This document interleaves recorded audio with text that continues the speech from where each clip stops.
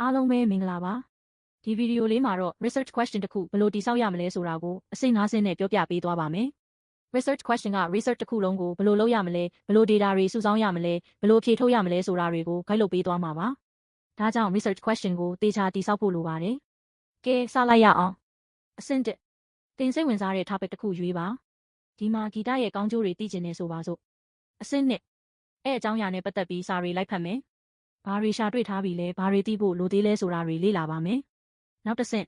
ကိုသိကျင်တဲ့မေးခွန်းကအရန်ကျယ်ပြန့်တာထက်တိကျတဲ့မေးခွန်းတစ်ခုဖြစ်ရပါမယ်ဂီတရဲ့ကောင်းကျိုးဆိုတာကျယ်ပြန့်တယ်အဲကနေမှဂီတနဲ့အာယုံဆိုင်နိုင်စွမ်းဆိုပြီးခြုံလိုက်မယ်အဲကနေမှဂီတနဲ့အထက်တန်းကျောင်းသားတွေရဲ့အာယုံဆိုင်နိုင်စွမ်းဆိုပြီးတိကျတဲ့လူတစုတိကျတဲ့တက်ရောက်မှုတစ်ခုရတဲ့အထိခြုံပါမယ်နောက်တစ်ဆင့်ကမေးခွန်းမှာပါဝင်မဲ့ key elements တွေသတ်မှတ်တာပါဒီအဆင့်မှာ P ကို framework ကိုအသုံးပြုနိုင်ပါတယ်ဘယ်သူတွေကိုလေ့လာမှာလဲဘာကိုလေ့လာစမ်းသပ်မှာလဲဘာရလဒ်ကိုသိချင်တာလဲဒီမှာဆိုရင်လေ့လာချင်တာကအထက်တန်းကျောင်းသားတွေကိုစမ်းသပ်ချင်တာကတချင်းနားထောင်ရင်းစာလုပ်တာရှင်ပြီးစမ်းသပ်မှာကစာလုပ်ရင်းတချင်းနားမထောင်တဲ့ကျောင်းသားနဲ့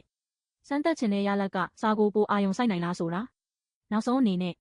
ဒီ key elements တွေကို question words does how what why တွေနဲ့ပေါင်းလိုက်ရင်အထက်တန်းကျောင်းသားတွေဟာတချင်းနားထောင်ရင်းစာလုပ်ရင်းစာကိုပိုအာယုံစိုက်နိုင်သလားဆိုတဲ့ research မေးခွန်းတစ်ခုရပါပြီအဆုံးထိကြည့်ပေးလို့ကျေးဇူးတင်ပါတယ်နောက်ဗီဒီယိုတွေမှာပြန်တွေ့ပါမယ်